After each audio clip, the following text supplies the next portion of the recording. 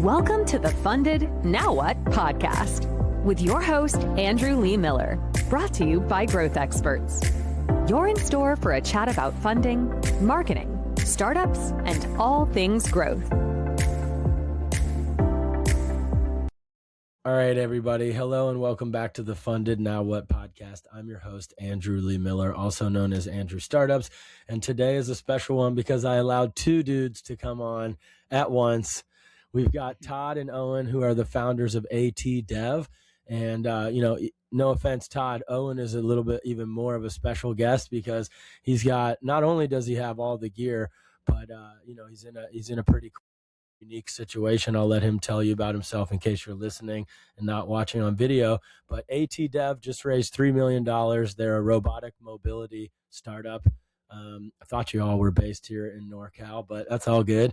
But their company does physical AI solutions, starting with Reflex, which is a knee injury rehab product that they're going to tell you a lot more about. Did I do okay there, guys? Yeah, that was perfect. Thanks for having us on, Andrew. Hit the nail on the head, and I'm not offended. Owen is definitely more interesting to talk to. So I appreciate being here. Yeah. I'm sorry, but Owen, tell anybody that's listening, about you and who you are. Sure. Yeah. Well, yeah. Thanks for having us on, Andrew. I'm Owen. I'm one of the co-founders at ATDev. So I'm a lifelong power wheelchair user. I have a type of muscular dystrophy, and really a lot of that lived experience has been directly translated into our entrepreneurship journey. So I met Todd. We were actually roommates at UC Berkeley.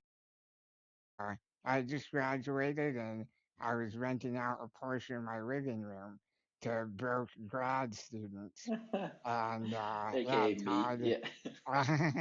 Todd responded to my Craigslist ad, and we found we really had a lot in common and had a real passion for building technology that helps enable people. And Todd can talk more about his background. But yeah, so it's really a serendipitous connection, and ultimately that is what led us to start our company, ATDev. Amazing. And Todd, before we get to your background, I just got to say, shout out to Craig Newmark for starting Craigslist. Nobody uses it in the rest of the country. I still meet amazing people off of Craigslist, and some of my favorite people in the Bay Area I've met off of Craigslist still. So that's amazing. People are hungry on Craigslist. They're out there trying to make connections, sell things, get services out there, do whatever. Yeah, it's usually not where you go for a long-term relationship, but this one, we're going on 6 years, and that's amazing. Great. Yeah, that's so cool. Todd, what's your background then? Yeah, so as Owen was mentioning, my background is in mechanical engineering and research, really assistive technology research. So I had gone to UC Berkeley to get deeper into that space. There's a really legendary lab, Dr. Kazaruni's exoskeleton lab, that I was part of. And Owen pitched me while I was in that lab. He said, hey, you're working on all these larger exoskeleton designs. Maybe if we started to shrink some of that stuff down and make it work for people with severe disabilities, physical disabilities, we could do some daily at-home physical therapy. So that was the initial impetus behind how we got started. Awesome. Well, one of you tell us about this Reflex product. Yeah. So like Todd said, it's a single jointed exoskeleton. So basically a powered knee brace. And the idea is that, people have barriers accessing physical therapy for, a variety of reasons. Insurance obviously is a big one, but also, just logistically, you might spend, 3 or 4 hours of your day for a half an hour appointment when, clinically, really, the evidence suggests that you should be doing your rehab, 4 or 5 times a day. And so our device is something that people that have knee injuries or, just simply want to stay up on their health can, bring home and do more consistent physical therapy at home. Okay. And were you able to launch this product and develop this product pre-funding? Yeah, short answer is sort of, I'll say. So we raised capital both non-dilutively, so we did some SBIR grants that helped us get out of the gate after we were out of the university. we did a pre-seed round of about $1 million that helped us get some early prototypes done. We went through Berkeley Skydeck Accelerator. We went through a few different incubators and accelerators, but the Skydeck one was our first venture check. And their check size is public. That's a 200 grand check. That was the first sort of cash that didn't have a lot of strings attached in the ways that grants do. I mean, the investors wanted to see us do something with it, but we could go spend it on commercialization, on attorneys, on regulatory strategy. Mm-hmm. But for the first 2.5 years out of Berkeley, we were just in my garages I was bouncing around LA, living in different places, kind of scraping by. So we went from living room to garage with a little bit of funding, and then raising our seed round. So we closed $3 million. That took some time. So we closed some of that, and that helped us get to launch, and then we closed the rest of it basically at launch, and that helped us scale our limited market release that we've been doing for about the last 10 months. Nice. So limited market release, people are using the product. How are you getting it out there? So we have 2 really amazing partners that are helping us distribute the product. They're both durable medical equipment vendors, so they've got contracts with hospitals across the country. Nice. Primarily Veterans Affairs hospitals and private work comp clinics. And so their sales guys go in, they in-service, aka demonstrate the product, get the doctors understanding what's going on. And then once doctors like the product, then they find patients that might be useful, that might find the product useful. And then our distributor will go actually in person, deliver the product, train the patient. And then our process, once the patient has the device, is we are tracking data coming back from the device and generating reports that then go to our distributor and then to the doctors. Wow. Yeah. That's a dream scenario, to be honest. His partner's doing all the heavy lifting for you, getting it out there. What's the price point for the device? So it's a rental model, and we rent it in the thousands of dollars a month to patients. Yeah. Nice. Yeah, and so that's going out under existing reimbursement codes, which is great. So that makes the billing side of things a little bit easier. But yeah, to your point, go ahead, Owen. Oh yeah, I was just saying, one really important thing when we were designing the device, we really did everything we could to design it to be reimbursed through insurance. Yeah, smart. Through my experience, durable medical equipment is a real pain and real expense. So we believe that the corporations that develop medical devices have a responsibility to do everything they can to not pass the cost down to the patient. Absolutely. No, I mean, overall as a startup too, there's a lesson, like from the beginning, you want to think about removing any barrier to using your product that there could ever be. And what easier than, this is going to be free for you. Your insurance is going to cover it. Yeah. Give me that assisted device immediately. It's a no brainer if I don't have to pay for it. So that's awesome. How long do they have to use it on average? 60 Months? Days. Our most common usage is about 2 months. Depends. Some patients are using it 3-4 months. It really just depends on what the doctor sees as best. And sometimes they might start with a month sort of trial period and then extend it. With that rental model, it's great both because the doctor can kind of turn it on and off as it makes sense for the patient. And then also from our side, we're manufacturing the device once and then we're generating this recurring revenue with the system instead of a one-time sale. Yeah. Yeah. You can. Very cool. And what's like the success rate? Is the rehab faster? What's the end result?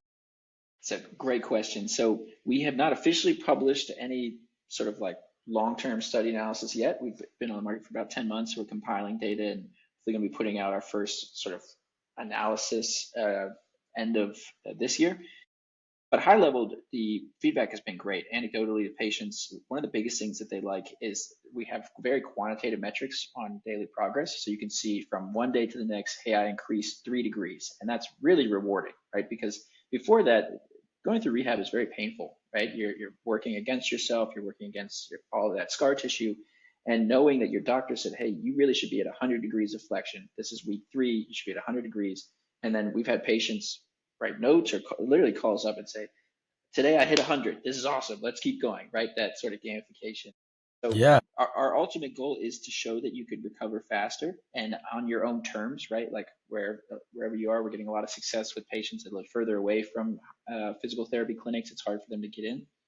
But initially just getting good feedback on the device's design itself and usage on a daily basis and trying to boost at-home adherence. I mean, the number one thing that you can do clinically to recover faster is to do your exercises, right? And so anything that you can send home with a patient that helps boost exercise adherence, which we're seeing with Reflex, is going to help with recovery rates. Love it. Well, a light bulb goes off in my head around PR opportunities. Yes. The more unique data that you have as a startup or as a tech company, the more the press will love you. And obviously the industry will love you if you can increase rehab times. It's like a revolutionary thing for the space. But even the reports on the gamification and how much easier it is for doctors to get their patients to do the rehab. I mean, as Americans, we have like a very sedentary lifestyle, so they need that push notification, that nudge, that SMS. I mean, there's things you could probably do with AI there to text them, hey, you didn't do your thing today. But the easiest low-hanging fruit from a PR perspective is to put together a report and give unique data to the industry. These are this is, even if it's not revolutionary data, it's like this is the actual metrics on, the benchmarks, I'm sorry, for how much people are actually doing their rehab. And that alone, from ATDev is a nice hyperlink to get and quoted in the media. And so that's really cool. And I usually have trouble telling companies to like really compile that unique data, because it can be used, we call it sometimes engineering as marketing, like build some shit that gives me some unique data that I can go to the press with, instead of it being an ask, please talk about our company. It becomes an offer. Hey, I've got this unique data. You should probably talk about it. And then they come to you, and then you become really famous. And then that makes the job easier for those partners to go to the doctor and the hospital. They've already heard about it. So I think PR can really be helpful there. But before we get into more marketing stuff, what was it like raising the funding? Can I put you on the spot for any advice as, two dudes raising money? It sounds like you got some grants early on, but this $3 million, what did you learn there? Yeah, it was super easy. We didn't have any problems at all. Said no one ever. You just need two dudes instead of one. That's the yeah. No, that was sarcasm, right? Okay. But I mean, from my perspective, the biggest takeaway for me is that it's really about shots on goal. I mean, you have to hone your pitch, you have to have a good value proposition, right? All the fundamentals have to be there, but you just really never know when you're going to find alignment, when the investor's going to really believe what you're saying, and when they're going to have dry powder to deploy. And so it becomes a form of speed dating, right? You try to meet as many people as possible, as warmly as possible, right? So compounding your network, saying you meet somebody, if it doesn't work out, but then you never burn a bridge, and that maybe they introduce you to somebody else, right? And then maybe they introduce you to somebody else, and then finally you find somebody who the stars align and they're willing to write a check. So we spent so much time outreach within our advisory network. Like, one of the things that helped catalyze things early on was going through some of those accelerators and incubators. Not only do you learn the fundamentals, it's one of the best ways, especially as like a first-time entrepreneur, like both Owen and I are in this space, to bolt on a huge network really quickly. Once you're in the incubator or accelerator program, there's tons of advisors and consultants and vendors floating around that all have contacts and they want to see you succeed because they're trying to boost their metrics. Right. So for me, it was just trying to very quickly to get the personal side out of it, because it sucks to get rejected. It definitely does. And just understand that the investors have a thesis, and if it aligns with yours, great, lean in, and if it doesn't, thank you. And do you know anybody that Move does? on, right? yeah. Keep going. Yeah. I think the only thing I would add is that we are a hardware company primarily, and so when we started the company back in 2020, before AI craze hit, hardware definitely and still does have a different funding pathway, particularly in the U.S. Everyone wants to fund B2B SaaS, but I think now we're seeing the tides turn a little bit with AI, and a lot of these software plays are so easy to replicate now. Hardware and supply chain really has kind of come into its own as having a built-in moat that AI has a hard time replicating. That's a great point. So funny, things that we thought 5 years ago are not true now. I mean, I thought marketing was on its way out, and now marketing has become the largest investment in a lot of those B2B SaaS companies because the cost of development crashed through the floor. I Yes. actually met at CES this year, met a startup consultant that all he does is work with hardware companies, helping them with the supply chain stuff. So I can make an intro if you need that. Yeah, that'd be Big, great. big, Yeah, I'm yeah, sorry. because, We were at CES too. I'm sorry we oh, missed you.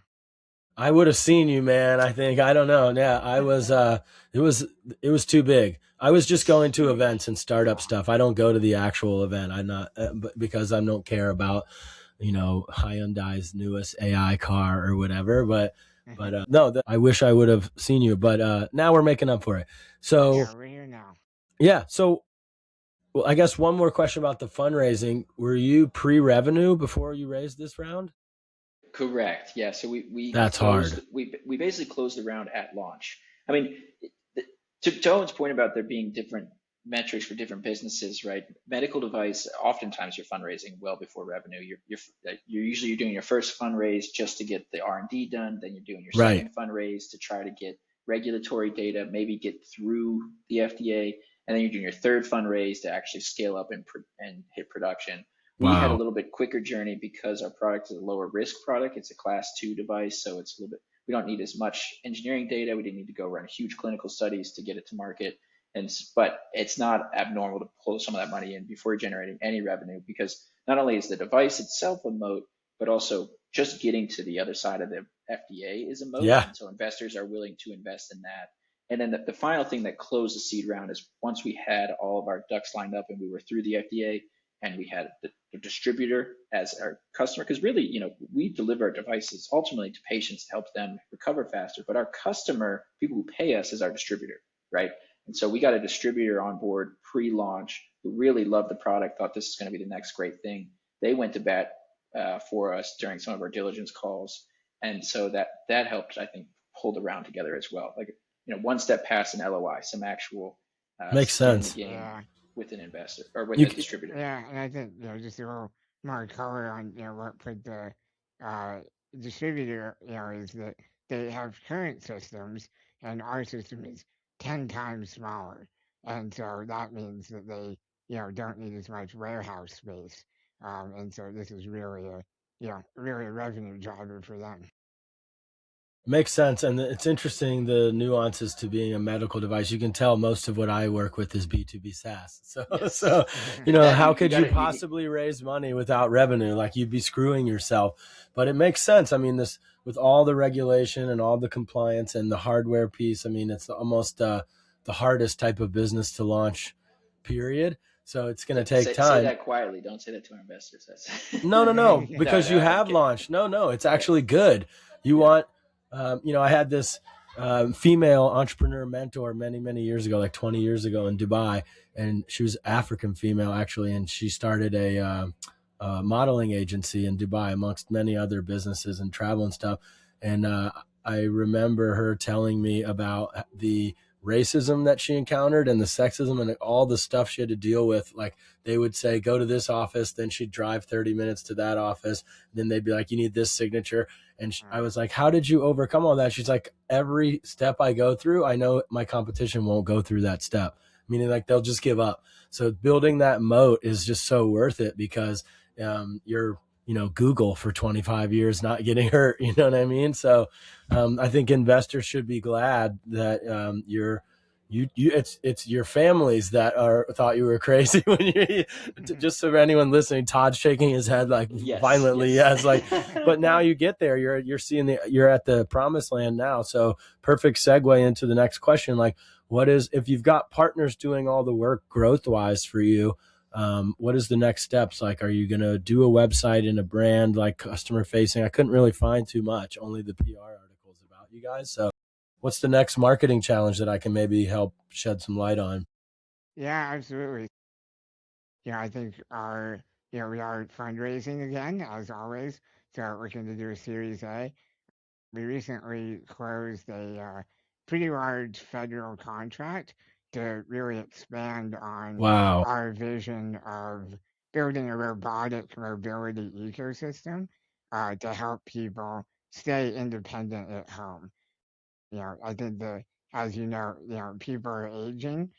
10,000 people turn 65 every day in the U.S. alone, and 1 in 4 of them are going to need mobility support at some point in their life. And so, Absolutely. physical therapy is a big piece of that, but there's also a lot of other pieces as well. And so, we put together a coalition of universities and some commercial partners, and got a $41 million contract to develop this ecosystem. Let's So go. yeah, so that just kicked off back in Wait. Sorry, I got to interrupt you. Who sold that? Which one of you were you working on that deal it's together? teamwork. Yeah, It's 50 teamwork. 50, Todd and I. That's fucking awesome. Wait, how'd you get that lead? Like, what do you do? Just cold email the government or something? Or No. Yeah, we just called up RFK Jr. No, it's very circuitous as everything, right? Just keep networking, keep networking. So Owen has always had this vision of how could you make the wheelchair better, right? The Reflex product that we just chatted about, that's the first product to market. It's a simpler device. We've been grinding on that for over 5 years now. It's now on the market. It's awesome. But always, even from when we started the business, we're like, okay, eventually the holy grail is how can we take all this amazing tech that's floating around and advancing so rapidly and bring it into assistive technology broadly, but really the wheelchair. The wheelchair needs to get out of the 80s, 90s, and into the 21st century. And so we had built a prototype about 3 years ago of a potential robotic wheelchair, and we're fundraising for that and Reflex. And at the time, investors weren't interested. It was too early. We were very, very small. I mean, we're still pretty small, but we were very, very small at that time.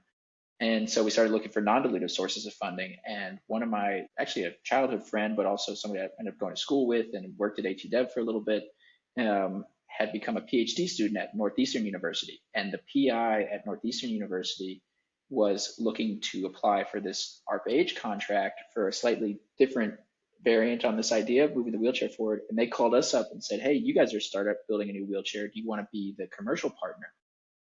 So we said, wow. okay, yeah, that sounds awesome. Tell us more. Stuff happened, and that PI got an awesome opportunity at a different company and went and started doing that and sort of said, okay, I'm going to take a step back from this ARPA-H contract. And Owen and I picked up the ball and we said, this is too big of an opportunity. I mean, brand new government agency looking to give out contracts anywhere from a couple million to as big as like 100 million.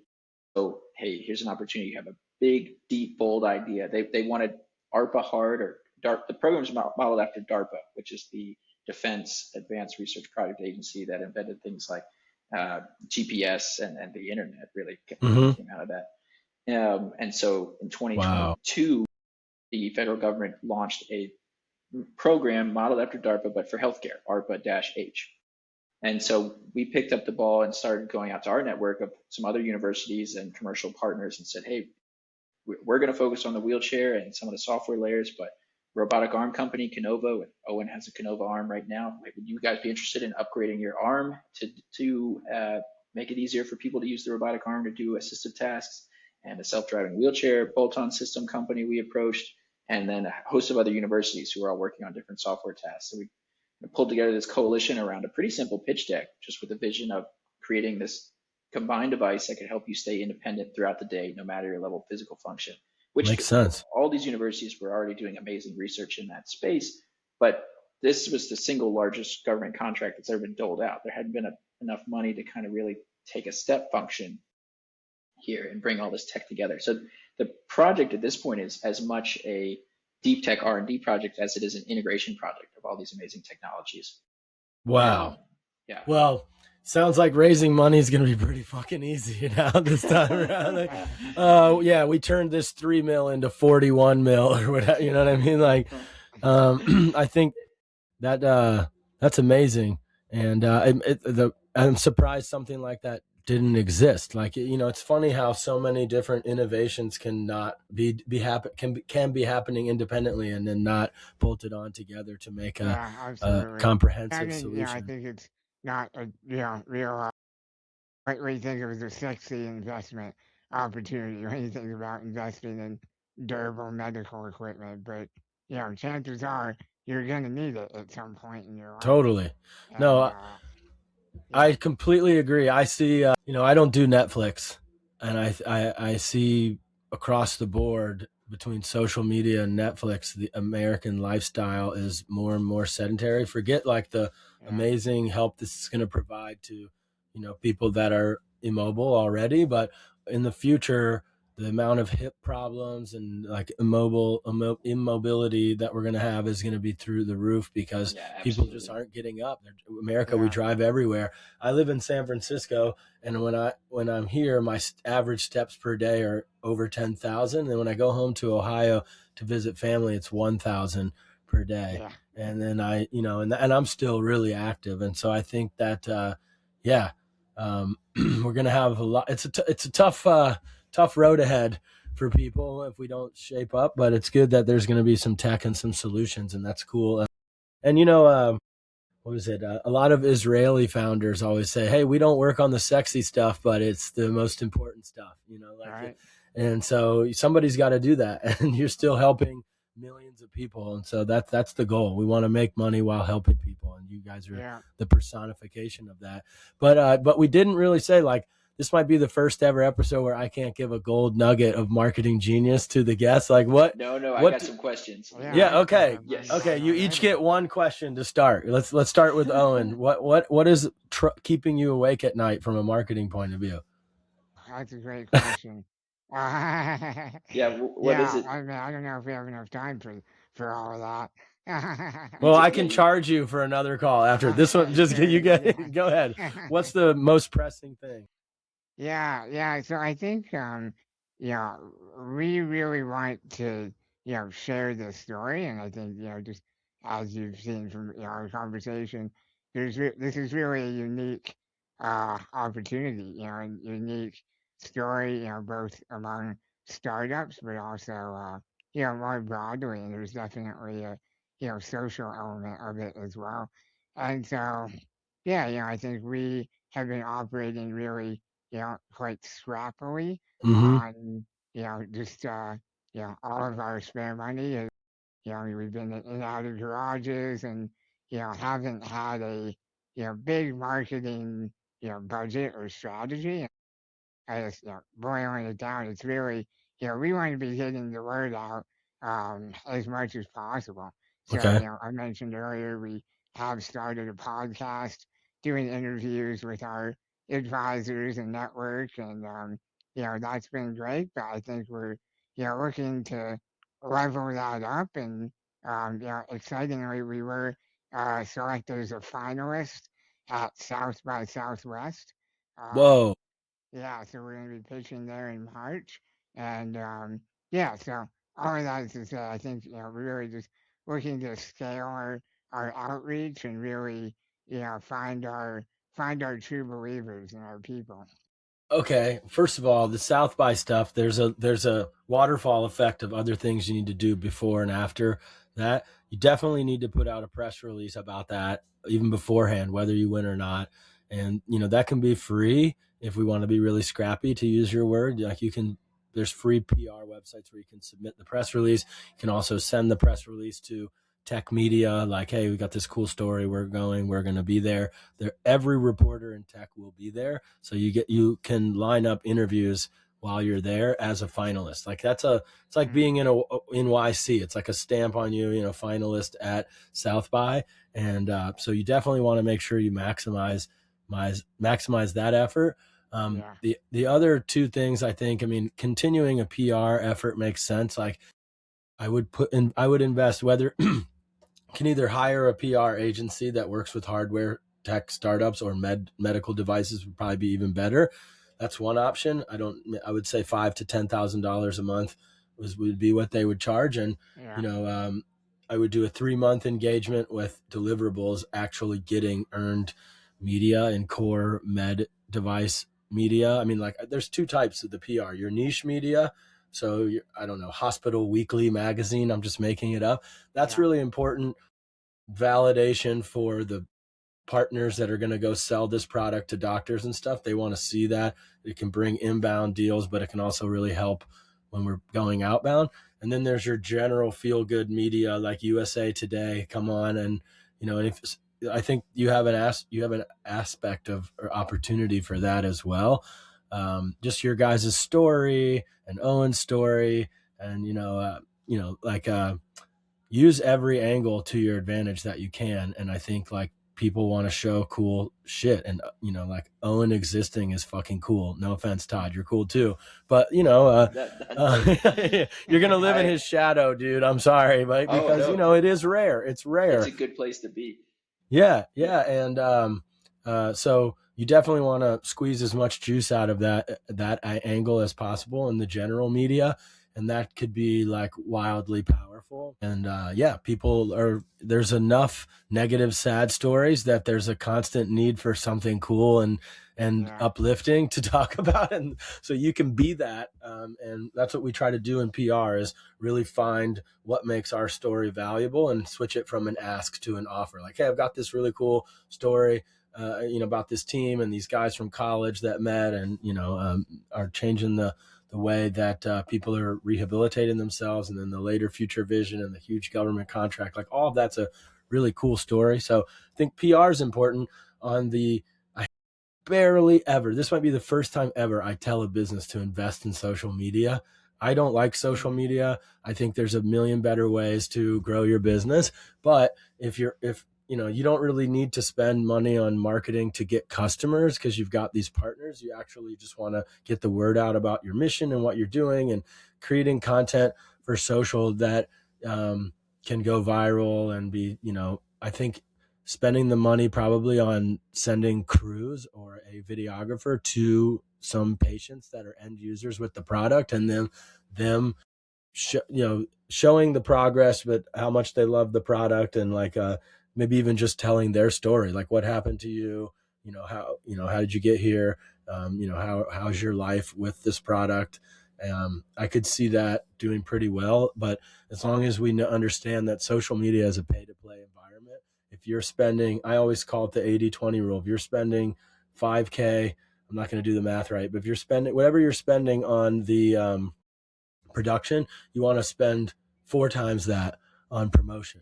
So, people, it's usually the inverse. We spend 80% on production and then a little trivial amount on promotion, and then, that didn't provide an ROI for us, when reality is for you, it's the vanity metrics. You just want to become a bigger brand name and want people to know that this technology exists, so that the benchmark is using your product, and it's not like a difficult sell, or like you want the end customer to go to the hospital and be like, I want this, and know about it. Yeah. And so, you have to spend money to promote that content. There's a lot of people that are creating amazing organic content and it gets like 5 or 10 likes and it's not worth it.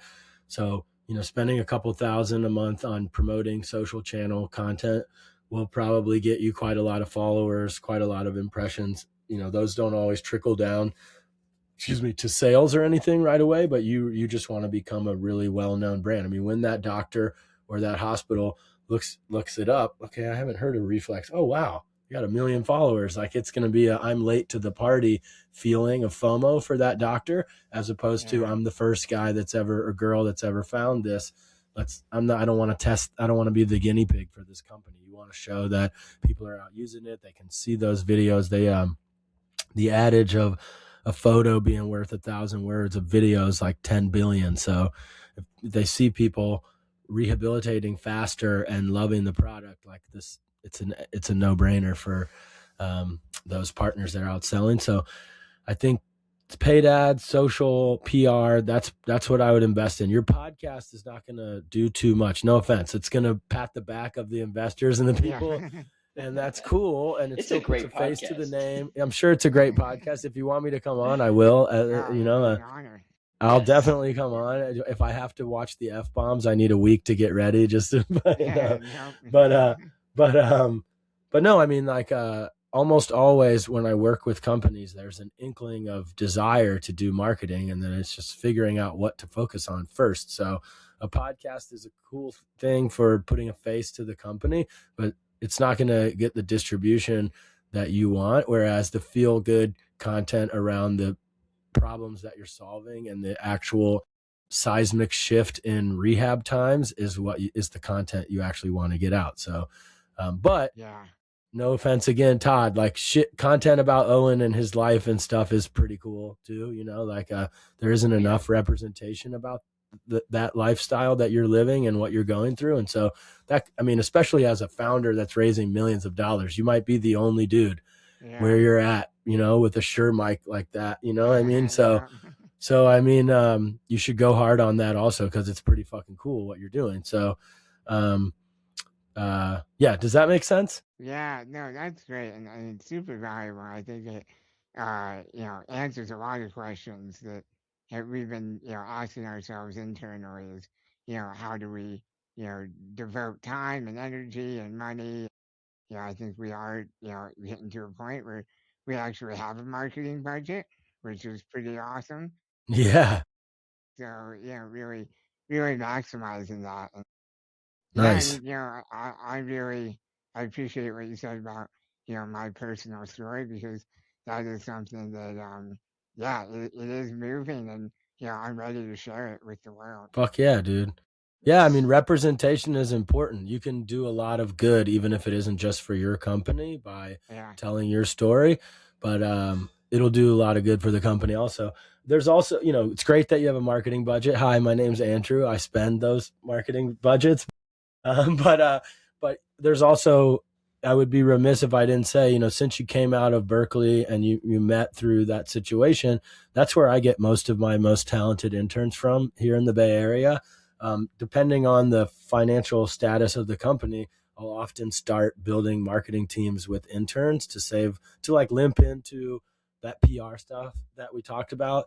You know, these kids are amazing, and the work ethic is through the roof because they just want to practice and build a portfolio. So if you want to, whether you have budget or not, because of the ties to the university that you have and the way that you met, and, you know, it might be a good idea to just hit up the career center and get a job board posting and then interview some kids. And, you know, you start with 2 or 3 marketing interns. The secret sauce there, which I definitely have never shared this before, is I don't tell the kids what channels they're going to be focused on. I have them tell me, what marketing channels are you most passionate about learning?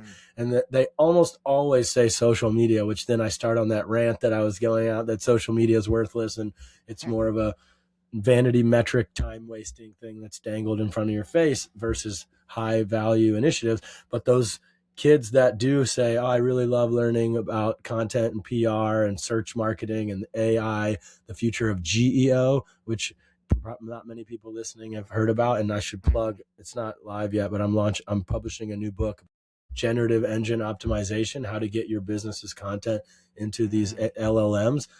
yeah, But yeah, when a student or a fresh grad says those things and it aligns with what the company is looking to do, then it's a home run, because like we're the bridge to the rest of their life future. Because when you're a graduate and you don't have a ability to show people what you do, it's hard to get a job. And so often they, like 75% time, they get hired into the company anyway, because they've already learned the industry, the product, the messaging, they've downloaded the founder's brains. And so it's a win-win. So I think that's probably my last solid piece of advice is, you know, leverage your university relationships and think about maybe starting with a junior marketer. Like, you know, not to talk myself out of a job to anybody that's listening, but you can do a lot with AI and a fresh graduate now. That you know, there's some strategic things that you need can. the strategy though. There you go. Owen, I'm going to use that for a clip for my ad. No, I'm kidding. But no, so that's why I do what I do. I'm a fractional marketer. Why pay someone $30,000, $40,000, $50,000 a month to be a senior level marketer that is from a big logo company that doesn't roll their sleeves up and do any execution? You pay me much, much, much, much, much, much, much less than that. And I work part-time to set the strategy. And then when this junior marketer that's just waiting, frothing at the mouth to be told what to do and execute stuff. And then we have AI to 10x their output. And yeah, it's really working very well. And I think that's probably the best way for you to limp in. I mean, we talked through the strategy, so now you don't need to hire me. Just go get the junior marketer. but the real thing also there is founders can't do everything either. you need to be that fundraising round, even though I was joking that's going to be easy because of the $41 million contract. It's never Yeah. easy. It's Yeah. nope. You guys That's still don't look speed that dating. stressed though. You don't look that. I'm just kidding. I'm glad to hear you say that. I'm glad to hear you lie to my face. I No, appreciate it. you need to be focused on that. You need to be focused on product development. You need to be focused on operations and making sure that those partners have what they need. And so part of the goal of my work is removing the founders from marketing. So there's just a marketing meeting and shit gets done asynchronously and you just know it's getting done. And yeah, it's a breath of fresh air for two dudes that have been doing everything for really. That was my shameless plug. You kind of you alley-ooped me. You gave me the layup for that, Owen. So I'm picking up what you're laying down. I love it. I love it. Well, guys, it's been an absolute pleasure, and thank you for all that you do for people that really need it and the people that don't need it yet but really will need it in the future, because it doesn't look like our habits and lifestyles are getting any better. So we need to get people rehabbed really quick. So I really applaud you both. I mean, 5 years just on. It's the promise road is ahead of you now. The hardest stuff is behind you, I think. And so now it just gets easier with more money and more team, but respect. And thank you so much for coming on the show. Yeah, thank you, Andrew. It's been really great. I've learned a lot. Yeah, thanks Absolutely. so much, Andrew. I love to end on the optimism. That's great. Hell yeah. That has been another episode of the Funded Now What podcast with your host, Andrew Lee Miller, brought to you by GrowthExpertz. If you liked this episode, please subscribe. And if you really liked it, please share with other founders and entrepreneurs. Thanks. And we'll see you in the next episode.